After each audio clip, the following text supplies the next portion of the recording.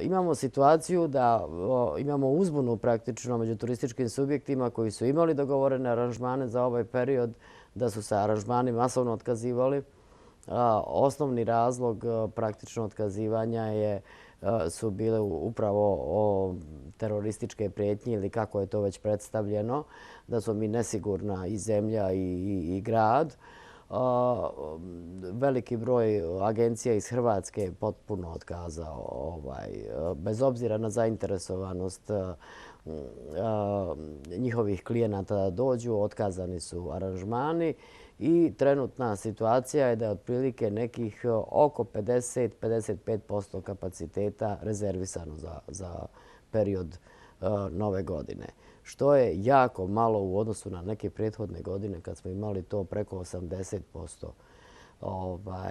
izraženo brojkama do negdje posljednjeg trenutka. Tako da je to trenutna situacija u gradu. Mi se jako loše osjećamo zbog toga, pravo da vam kažem.